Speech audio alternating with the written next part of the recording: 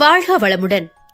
Hi சகோஸ், இதயம் மீட்டும் மெல்லிசை போல உங்கள் மனதை மயக்கப் போகும் எழுத்தாளர் தீபா பாபு அவர்களின் கற்பனை சிதறல்களுக்குள் நம் பயணத்தை தொடங்கலாமா?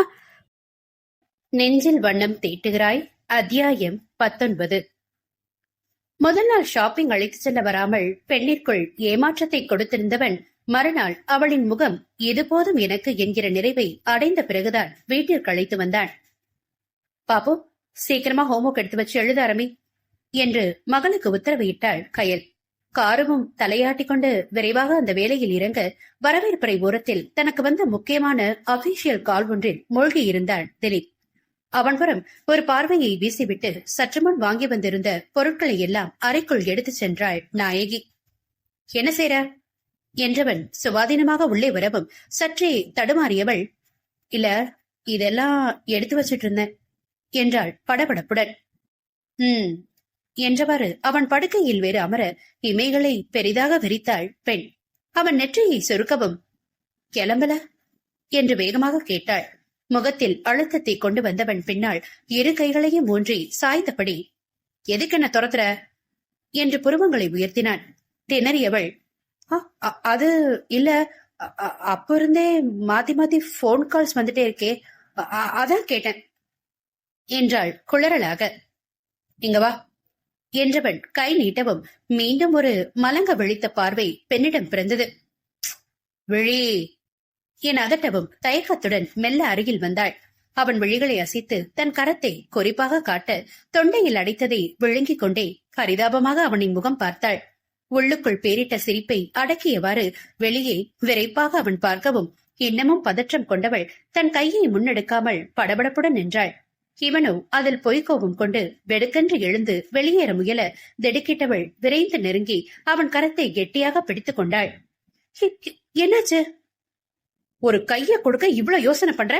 அடுத்த வாரம் இந்நேரம் முழுசா கொடுத்தாகணுமே, அப்ப என்ன செய்வ என நக்கலாக கேள்வி எழுப்பினான். கழுத்தின் பிடரையில் வியர்வை அரும்ப முகம் வெளிர் போய் நின்றவளை மெதுவாக அணைத்துக் கொண்டவன், என்னடா என்றான் மென்மையாக. நாசி விடைக்க கலங்கிய விழிகளுடன், நான் என் லைஃப்ல கல்யாணம் நினைச்சு பார்த்ததே இல்ல, இது ரொம்ப புதுசா கொஞ்சம் பயமா இருக்கு என்றாள் தலை குனிந்து. உதடுகளில் பரவிய பொன் சிரிப்புடன், பயமா உனக்கா? நம்ப முடியலையே என்றவன் இழுக்கவும் நிமிர்ந்து முறைத்தவள் வெடுக்கென்று விலக முயல எண்ணமும் அவளை தன்னோடு நெருக்கிக் கொண்டான் அவன். பயப்படலாம் வேணாம், இப்படியே முறைச்சிட்டே இரு, நான் கூலா என்னோட பழக வைக்கிறேன். ஆடவன் விஷமமாக கூறியதில் அச்சமும் நாணமும் ஒன்றாக போட்டி போட தவித்து போனாள் பெண். அவளை நெற்றியில் முட்டியவன், ஒரு குழந்தைய கடத்துற அளவுக்கு கிரிமினல் வேலை செஞ்ச வாயாடி பொண்ணுகிட்ட இப்படி ஒரு பயத்தை நான் சுத்தமா எதிர்பார்க்கல என்று கேலியாக நகைத்தான். விடுங்க என்ன என்று ரோஷமாக உரைத்தவளின் கரங்களை முன்னால் இழுத்து தன்னை சுற்றி வளைக்க செய்தவன், பேச்ச கேட்டு விட்டுட்டு ஒதுங்கி ஒதுங்கி இருந்தா உன்னுடைய பயத்தை எப்படி போக்குறதா என்று குறும்பாக வினவினான். அலுப்புடன் அவனை பார்த்தவள், சரி எதுக்கு என்ன பக்கத்துல கூப்பிட்டீங்க அத சொல்லுங்க என்று முகத்தை தூக்கினாள். வா, அப்படி உட்கார்ந்து பேசுவோம். அவளை அழைத்து சென்று மெத்தையில் அமர்த்தியவன் கைகளை மட்டும் விடவே இல்லை. அதை உணர்ந்தபடி அவளும் அவஸ்தையுடன் தான் வீற்றிருந்தாள். என்னோட வேலையில இப்படித்தான் போன் கால்ஸ் தொடர்ந்து வந்துகிட்டே இருக்கும், அதை வச்சு நான் பிஸியா இல்ல ஃப்ரீயான நீ முடிவு செய்ய முடியாது, ரைட்? வேகமாக தலையை உருட்டி கொண்டாள் நாயகி. Good, next. நேத்து ஏன் என்னால வர முடியலன்னா, காலையில நியூஸ் பார்த்த உடனே புரிஞ்சுச்சு. அவசர குடுக்க என்று அவள் கண்ணம் கிள்ளியவள், எப்பவுமே நான் எதையாவது முழுசா சொல்றதுக்குள்ள குறுக்க பாஞ்சு பட்டுன்னு பேசிடுறது என்று முறைத்தான். இல்ல, உங்க பிரச்சனை எனக்கு புரிஞ்சதுன்னு சொல்ல வந்தேன் என்றவன் அவள் தோளை சுற்றி கையை போட, இதுக்கெல்லாம் பழகிக்கத்தான் வேணுமோ? திக் திக் என எகிரும் இதய துடிப்புடன் தன் படபடப்பை மறைத்து அமைதியாக இருந்தாள் கயல். இது நாங்க கொஞ்ச நாளா பிளான் செஞ்சுட்டு இருந்த விஷயம்தான்.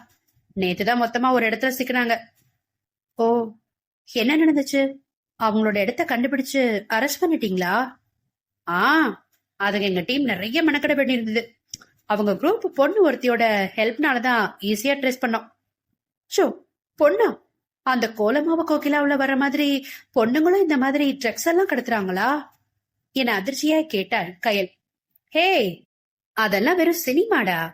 ஹீரோயின் பேஸ்ட் கதை அப்படிங்கவும் எல்லா இடத்துலயும் அந்த பொண்ணு ரொம்ப சுலபமா பல ட்ரிக் பண்ணி பிரச்சனைய ஊதி தள்ளிட்டு அத்தனை கிரிமினல்ஸ் கிட்ட இருந்து எஸ்கேப் ஆகுறா. ஆனா நிஜத்துல அதுக்கு வாய்ப்பே இல்ல. சிக்கி சின்ன பின்னமா செதஞ்சு போறாங்க என்றார் திலீப் வருத்தத்துடன். முகத்தில் கவலை மிகவுற அவன் கை வளைவில் அமர்ந்திருக்கும் சங்கடம் மறைந்து, என்னாச்சு என்று கலக்கத்துடன் விசாரித்தாள். அந்த பொண்ணுக்கு 22 வயசு ஆகுது. அவ ஒரு பீகாரி. 4 வருஷத்துக்கு முன்னாடி பொழப்பு தேடி அவங்க ஊர்ல இருந்து கிளம்பின குரூப் கூட சென்னை வந்திருக்கா. அவங்களோட சேர்ந்து ஒரு இடத்துல கூலி வேலை செஞ்சுட்டு இருந்த நேரம் வேண்டாத ஒருத்தனோட கண்ணுல பட்டு காதலுங்கிற பேர்ல அவன் கிட்ட விழுந்துட்டா. அவனோ அவளை சுலபமா தான் இடத்துக்கு அழைச்சிட்டு போயிட்டான். தானா வந்து வலையில விழுந்த பொண்ண சும்மா விடுவாங்களா? வழக்கம் போல அவளுக்கு பல செக்ஸ் டார்ச்சர் நடந்திருக்கு. அதோட போதைக்கும் அடிமையாகி சொல்ல முடியாத அளவுக்கு கொடுமைப்படுத்தியிருக்காங்க என்று சொல்லும் பொழுதே கையில் உடல் குறுக அவனோடு ஒன்றிக் கொண்டாள். ஏய் என்றவன் அவள் முகத்தை நிமிர்த்த கண்களில் நீரோடு, ரொம்ப கஷ்டமா இருக்கு, அந்த பொண்ணு எவ்வளவு சிரமப்பட்டாலோ என்று தவித்தாள். ஈஸி, ஓகே என்று அவள் தோளை தட்டி கொடுத்தான். நான் அதனாலதான் எப்பவுமே அன்டைம்ல வெளியில போக மாட்டேன். என்னோட சேர்ந்து பாப்பாவையும் நான் பாதுகாக்கணுமே. முறுவளித்தவன் அவள் நெற்றியில் முத்தமிட்டான். அது எனக்குமே கூட ரொம்ப ஆச்சரியம்தான். பைக்கை இடிச்சு தள்ளிட்டு எஸ்கேப் ஆனதுக்கு நீ காரணம் சொல்லும்போது அத்தனை துணிச்சலா போலீஸ்னு கூட பாக்காம எவ்வளவு நேரம் முறைச்சிட்டு வாய் அடிச்சவ எப்படிலாம் இருக்காளான்னு முதல்ல சிரிப்பு தான் வந்தது. அப்புறம் தான் பயம் புரிஞ்சு பாவமா இருந்தது. அந்த விதத்துல உன்ன நிஜமாலுமே என் மனசு பாராட்டினது. நான் தைரியமான பொண்ணு, எதுக்கும் அசர மாட்டேன்னு அசட்டு துணிச்சலா நடந்துக்காம ஓ இயல்பான வாய் சவடாலுக்கு முரணா இந்த சமூகத்துல ஊடுருவி இருக்கிற விஷ ஜந்துகளுக்கு பயந்து ஒதுங்கி இருந்தியே என்று கண்ணம் தட்டினான் என முறைத்தவள் தன் போக்கில் அவன் தோளில் வாகாக தலை சாய்த்துக் கொண்டாள். திலீப் வியப்புடன் அவள் முகம் பார்க்க அவளின் நினைவு அங்கே இல்லை. ஏதோ சிந்தனையில் ஆழ்ந்திருந்தாள். அப்புறம் என்னாச்சு? அந்த பொண்ணை பத்தி உங்களுக்கு எப்படி தெரிஞ்சது? ஆக்சுவலி கொஞ்சம் மாசத்துக்கு முன்னாடி ஒரு ஸ்கூல் பாயோட பேரண்ட் தான் எங்களை பதறி அடிச்சு கான்டாக்ட் பண்ணது. தான் பையன் +1 படிக்கிறானோ வேட்டுக்கு தெரியாம எப்படியோ ட்ரக் அடிக்ட் ஆகிட்டான். அவனை அதுல இருந்து மீக்க ரொம்ப போராடுறோம். எங்களை மாதிரி மத்த பேரண்ட்ஸும் இதுல சஃபர் ஆகக்கூடாது. எப்படியாவது நம்ம சிட்டில இதை கண்ட்ரோல் பண்ண ஸ்டெப் எடுங்கன்னு புலம்புனாரு. மை காட், ஸ்கூல் பசங்க எல்லாம் ட்ரக்ஸ் யூஸ் பண்றாங்களா? ஹே விழி, நீ எந்த காலத்துல இருக்க? உலகம் டெக்னாலஜில முன்னேற அளவுக்கு மோசமான விஷயங்களையும் படுவேகமா முன்னேறிட்டு இருக்கு. பல கிரிமினல் வழக்குகள்ல குறிப்பிட்ட சதவீதம் இப்ப எல்லாம் மைனர் பசங்களும் சம்மந்தப்பட்டு கைதாகிறாங்க. எங்க டீம்ல இருக்க ஒரு கான்ஸ்டபிள் போன மாசம் அவங்க பொண்ணு ஸ்கூல்ல நடந்த இன்சிடென்ட சொல்லி ரொம்ப கவலைப்பட்டாங்க. நாங்க ஹேண்டில் பண்ற கேஸ் பத்தி பேச்சுவாக்குல வீட்டுல சொல்லிருப்பார் போல இருக்கு. அப்பதான் 10th படிக்கிற அவர் பொண்ணு தான் கிளாஸ்லயே சில பசங்க இந்த விஷயத்துல மாட்டிக்கிட்டாங்கன்னு விஷயத்த போட்டு உடைச்சிருக்கா. லெஷர் பீரியட்ல அந்த பசங்க லாஸ்ட் பெஞ்ச்ல சேர்ந்து உட்கார்ந்து தலைய குனிஞ்சிட்டு என்னவோ செஞ்சுட்டு இருக்கத பார்த்து, டேய் அமைதியா என்னடா பண்ணிட்டு இருக்கீங்கன்னு கேட்டு ஒரு கேர்ள் கிண்டல் அடிச்சுட்டு அவங்க கிட்ட ஓடி இருக்கா. அவனுங்க பதறி அடிச்சு எதையோ மறைக்கிறத பார்த்து அவ ஒண்ணும் புரியாம முழிச்சுட்டு நின்னுட்டு இருந்த நேரம் சப்ஸ்டியூஷனுக்கு வந்த சார் ஒருத்தர் அவ அங்க நிக்கிறத பாத்துட்டு, உன் பிளேஸ்ல இல்லாம அங்க என்ன செய்யறேன்னு கேட்டுட்டு பக்கத்துல போயிருக்காரு. அதுல பசங்க இன்னும் அரண்டு போயிட்டாங்க. அவனுங்க பார்வை சரியில்லாம இருக்கவும் ஷார்ப்பா நோட்டம் விட்டவரு டேபிள் மேல சிந்திருந்த பவுடர்ஸ பார்த்து ஷாக் ஆகி, என்னடா அதுன்னு வேகமா ஒருத்தன் கைய பிடிச்சு முன்ன அழுத்திருக்காரு.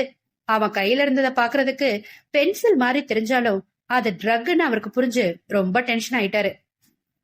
பல்ல கடிச்சு முறைச்சு பார்த்தவரு அங்க எதுவும் சொல்லாம அவனுங்களை கையோட பிரின்சிபல் ரூம் கழிச்சுட்டு போயிட்டாராம். அப்புறம் மத்த ஸ்டூடெண்ட்ஸ்க்கும் விவரம் தெரிஞ்சு போய் பதறி இருக்காங்க. நியூஸ்லயும் சினிமாவிலையும் பார்த்த ஒரு மோசமான விஷயம் தங்களை சுத்தி தங்களோட படிக்கிற பசங்க வரைக்கும் வந்துட்டதை நினைச்சு ஆடி போயிட்டாங்க. அதுல சரியா படிக்காத டிசிப்ளின் இல்லாத ஒரு பையன் கிட்ட இருந்து நல்லா படிக்கிற பசங்க வரைக்கும் பழக்கம் ஆகிடுச்சு.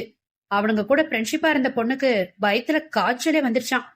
அவர் சொன்னதும் நாங்க அந்த ஸ்கூலுக்கு நேரடியா போய் அந்த பையன் கிட்ட விசாரிச்சோம். அப்பதான் ஒரு செயின் மாதிரி அவனோட கனெக்ஷன் நீண்டுட்டே போனது. அந்த பையனுக்கு ஒருத்தன் கொடுத்து பழக்கி இருக்கா, அவனுக்கு இன்னொருத்தன் அப்படின்னு பல ஸ்கூல் பசங்க இதுல கனெக்ட் ஆகியிருந்தாங்க.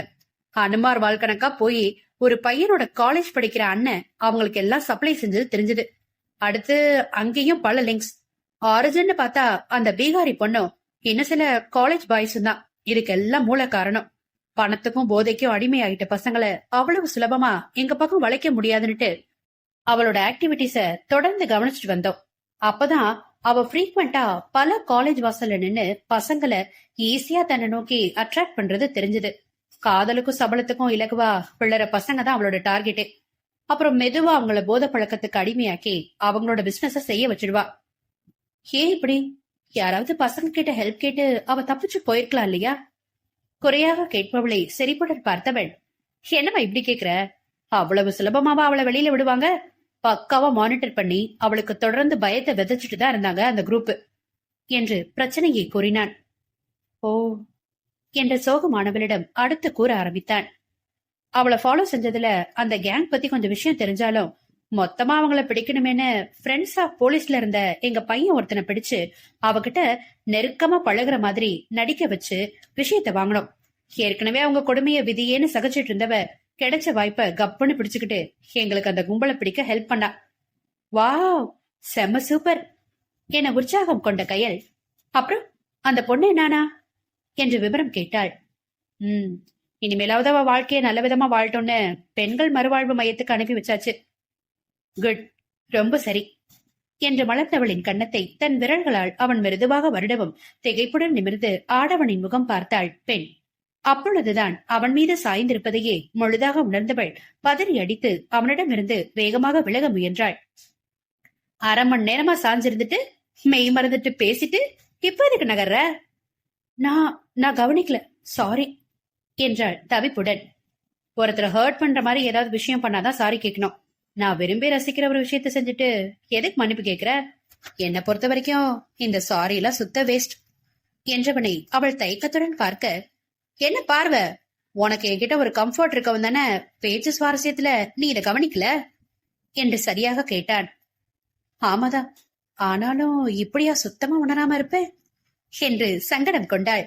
ஓய் என அவள் நாடியில் விரல் கொடுத்து உயர்த்தியவன், என்ன என்று புன்னகைக்க அவள் முகம் சிவந்தது.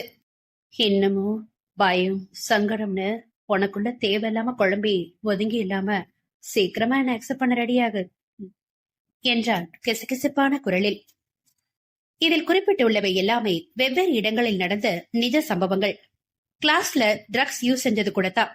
எப்பவோ எங்கேயும் நம்ம பிள்ளைங்களை நாம தான் அலர்ட்டா கவனிச்சுக்கணும். நான் எப்பவுமே பொதுவுல அதிகமா கமர்ஷியல் கதைகள் எழுத மாட்டேன். இன்றைய காலத்துல நடைமுறை வாழ்க்கையில நடக்கும் சம்பவங்களையும் கதாபாத்திரங்களையும் எழுதுவது மிகவும் குறைந்து விட்டதாக எழுந்த சில குரல்களின் பிரதிபலிப்பே என்னுடைய எழுத்தாக இருக்கும். அதில் வாசகர்களின் வாசிப்பிற்கு சுவாரஸ்யம் சேர்க்கும் வகையில் நிஜ சம்பவங்களின் ஊடே என்னுடைய ரசனையையும் சிறிது சேர்த்து அழகான காதல், குட்டி குட்டி ரொமான்ஸ், நகைச்சுவை, தன்னம்பிக்கை வசனங்கள், கேளிக்கை, குறும்பு, வார்த்தையாடல் என்று கற்பனை கலந்து கட்டி கொடுப்பேன்.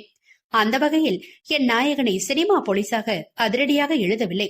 யதார்த்த வாழ்வில் ஒரு காவல் அதிகாரி சந்திக்கும் சூழ்நிலைகளின் ஒரு பகுதியை மட்டும் கதைக்கு ஏற்றவாறு கோர்த்து கொடுக்க முயன்றிருக்கிறேன். எல்லா இடத்திலும் பாசிட்டிவும் இருக்கும், நெகட்டிவும் இருக்கும். அதே மாதிரி தங்கள் கடமையிலிருந்து விலகி சுயநலமாக கிரிமினலாக நடந்து கொள்ளும் வகை காவலர்களை பற்றி நான் எழுதவில்லை. அத்தனை கஷ்டத்திலும் சோதனையிலும் தங்கள் பொறுமையை விட்டுக் கொடுக்காது நேர்மையாய் தங்கள் நாட்டு மக்களுக்கு உழைக்கும் பொறுப்புமிக்க காவல் அதிகாரிகள் தான் என்னுடைய தேர்வு. என்னுடைய பெரியப்பா ஒருவர் சப் இன்ஸ்பெக்டராக பணியில் இணைந்து தன்னுடைய ஓய்வின் பொழுது டெபுட்டி கமிஷனராக இருந்தவர். அவர் மாதிரி சாஃப்ட் நேச்சர் தான் திலீப் பாத்திரத்தின் ரோல் மாடல்.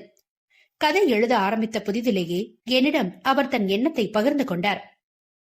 எப்பவோ நம்ம கலாச்சாரத்தையும் யதார்த்தத்தையும் விட்டு கொடுத்து எழுதுறாதமா, வெறும் பொழுதுபோக்குன்னு அலட்சியமா இல்லாம எந்த இடத்திலும் நம்மோட சமூக பொறுப்புணர்வை காட்ட முடியும்னு உன் எழுத்து நிரூபிக்கணும்னு சொன்னாரு. இன்னைக்கு வர அதை நிறைவேற்றிட்டு இருக்கேன்னு நினைக்கிறேன். நட்புகள் எல்லாரும் நம்ம சேனலை மறக்காம சப்ஸ்கிரைப் பண்ணுங்க. கதையை கேளுங்க, லைக் பண்ணுங்க, கமெண்ட் பண்ணுங்க, பிடிச்சவங்க ஷேர் பண்ணுங்க. நன்றி.